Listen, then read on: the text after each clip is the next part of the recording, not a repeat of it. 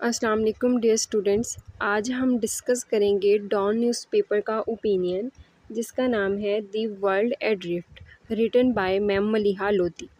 अगर हम इसके टाइटल को अंडरस्टैंड करें, दी वर्ल्ड एड्रिफ्ट, इसका मतलब है a word that is lost, directionless, means that unstable word, uncertain word. The world is at an inflection point, दुनिया एक नाजुक मोड़ पे खड़ी हुई है क्योंकि जियो पॉलिटिक्स जो है वो सडन चेंजेस और डिसऑर्डर का शिकार है। कोल्ड वॉर के बाद अब तक ये इंस्टेबिलिटी कायम है और जियो पॉलिटिकल टेंशंस राइज़ हो रही हैं और जो जियो इकोनॉमिक कंपटीशन है उसने इस इंस्टेबिलिटी में कंट्रीब्यूट किया हुआ है। इसके अलावा जो इंटरनेशनल सिस्टम है वो टूट रहा है और multilateralism remains under unprecedented stress. अब मल्टीलेटरलिज्म मीन्स कि when many states cooperate to solve the international problems, और वो जो है वो एक अनप्रेसिडेंटेड स्ट्रेस के अंडर है। इसके अलावा पावर शिफ्ट हो रही है, जो यूनिपोलर से मल्टीपोलर की तरफ जा रहा है ये सिस्टम, और ये जो है वो एक इंटरनेशनल लैंडस्केप को रीशेप कर रहा है। इसके अलावा रीजनल पावर्स और जो बिग पावर्स हैं वो इंटरनेशनल लॉ को वायलेट कर रही हैं। फिर जो स्टेट्स बच जाती हैं, जो कंट्रीज़ बच जाती हैं, वो एक रूल लेस टेरेन की तरफ जो है वो अपने आप वे कर लेती हैं, नेविगेट करती हैं। और ये सब इस जो सिचुएशन में हो रहा है जब जो वर्ड है वो अनसर्टेनिटी और वायलेशन का जो शिकार है। और अब वो कह रही हैं कि hard power is back. Hard power means के use of military force, use of weapons और फ़ोर्स का यूज़ करना। अब वो कह रही हैं कि जो हार्ड पावर है वो जो है वो बैक वापस आ चुकी है और वो एक रिवेंज के तौर पे वापस आई है। अब जो मेजर पावर्स हैं, पावरफुल कंट्रीज़ हैं, वो इस ऑप्शन को लास्ट ऑप्शन नहीं बल्कि फ़र्स्ट ऑप्शन के तौर पर यूज़ करती हैं और जो बाकी स्टेट्स हैं उनको अपनी विल के अकॉर्डिंग जो है वो बेंड करवा रही हैं। Diplomacy only happens after missile flies. और जिस तरह हम एग्ज़ाम्पल्स देखते हैं, US and Israel attacks on Iran, Russia invasion on off Ukraine, Israel war on Gaza. अब इसमें ये है कि जो वायलेट कर रही हैं इंटरनेशनल लॉ को, उनको कोई पनिशमेंट नहीं दी जा रही, और जो फ्यूचर है वो भी इस तरह से नज़र आ रहा है कि ये एक मुश्किल तो होगा लेकिन ये एक डिसऑर्डर्ड जो सिस्टम है उसको क्रिएट कर देगा। What should we make of this state of disorder. हम इस जो डिसऑर्डर सिस्टम क्रिएट हो चुका है उसको किस तरीके से अंडरस्टैंड करें। इस पैराग्राफ में उन्होंने जो है वो 2-3 बुक्स के नाम भी लिए हैं और विद स्कॉलर्स के वो जो है वो करंट स्टेट जो है सिस्टम जो क्रिएट हो चुका है उसको जो है वो एक्सप्लेन करती हैं।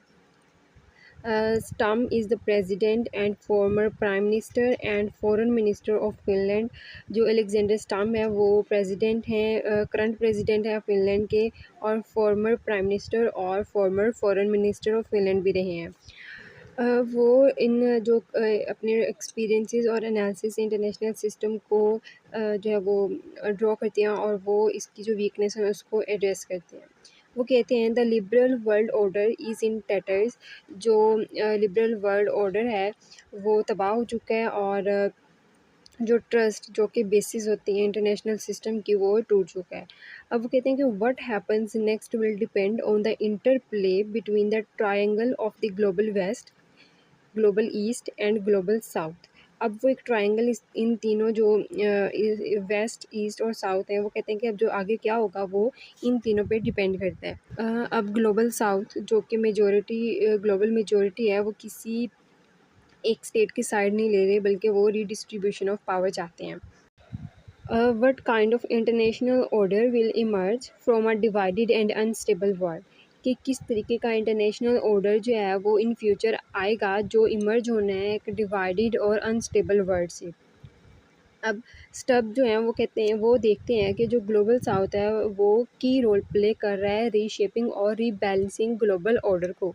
इसमें वो जो है वो कहते हैं कि मल्टीलेटरलिज्म कोऑपरेशन की ज़रूरत है और वो चूज़ करते हैं हेलसिंकी एक्रोड्स को ओवर याल्टा कॉन्फ्रेंस। अब इन दोनों में जो डिफरेंस है वो ये है कि जो हेलसिंकी एक्रोड है वो सपोर्ट करता है डायलॉग्स को, कोऑपरेशन को, ह्यूमन राइट्स को और रिस्पेक्ट करता है दूसरी स्टेट्स की सोवरेनिटी को, जबकि याल्टा जो है वो सपोर्ट करता है कि जो ग्रेट पावर्स हैं वो ही जो है वो डिसीजंस लें, और जो स्मॉल पावर्स हैं उनको जो है वो कम राइट्स होने चाहिए।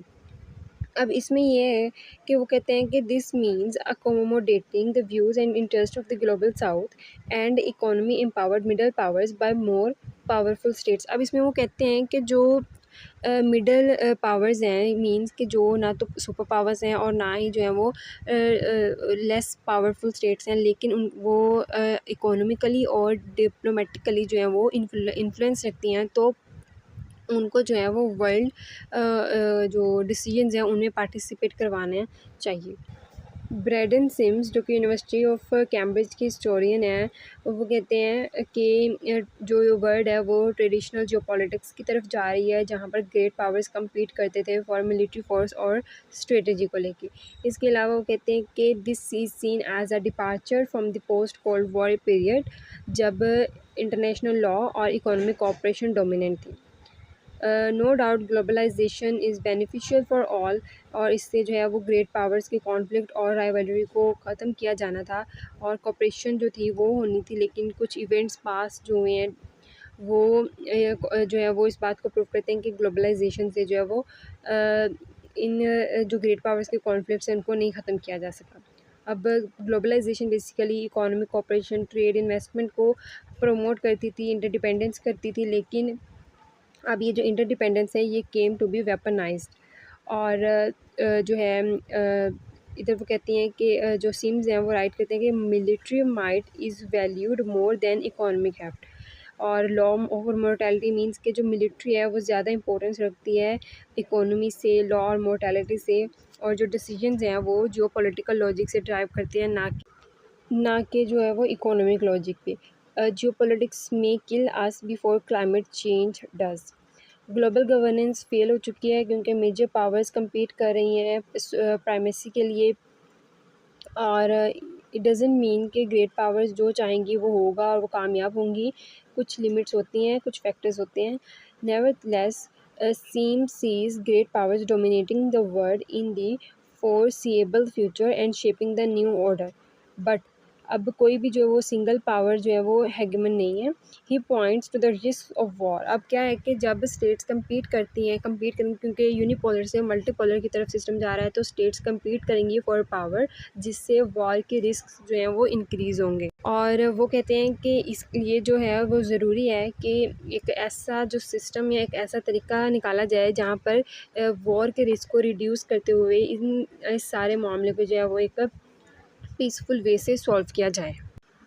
अब इसमें वो कहते हैं कि स्टेट्स को जो है वो ऐसे क्या तरीक़ाकार अपनाने चाहिए, ऐसे क्या प्रिंसिपल्स अपनाने चाहिए कि वो अपने नेशनल इंटरेस्ट्स को हासिल कर सकें, ऐसी क्या स्ट्रेटजीज़ होनी चाहिए कि वो अपने जो हैं स्ट्रेटेजिक आउटकम्स को अचीव कर सकें अच्छे तरीके से।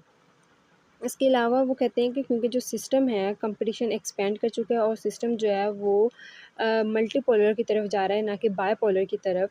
और स्टेट्स जो हैं वो अब इस पे डिपेंड नहीं करता कि उनका क्या साइज़ है और उनकी क्या इकोनॉमिकल रिसोर्सेज हैं, बल्कि states that thrive are those that practice statecraft across all domains.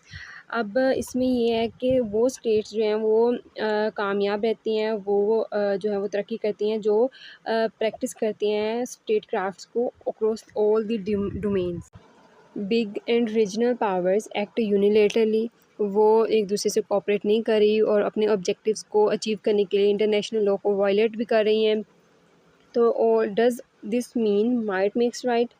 लेकिन अगर हम रिसेंट डेवलपमेंट्स को देखें तो आंसर इज़ नो। अब इसमें the US Israel Iran war showed the failure of military force, its use did not compel Iran to surrender. अब military use जो यूएस ने की तो ईरान ने उस पर सरेंडर नहीं किया, जबकि यूएस की मिलिट्री स्ट्रॉन्ग थी। In today's world, military superiority does not guarantee dominance or victory. इसकी एग्जांपल आ जाती है America's operation epic fury, Russia's unwon war against Ukraine and India's aggression against Pakistan last year. Then there is the middle power question. अब middle powers के question आ जाते हैं कि कैन दे रीशेप जियोपॉलिटिक्स और it is just for great powers to do कि क्या जो है वो मिडल पावर्स भी जो जियो पॉलिटिक्स है उसको रीशेप करेंगी या ये रोल जो है वो मेजर पावर्स ही प्ले करेंगी। ये डिबेट अभी तक कंटिन्यू है। Some say only great powers move the board, other see middle powers activism as the new normal and as an important aspect of emerging global order.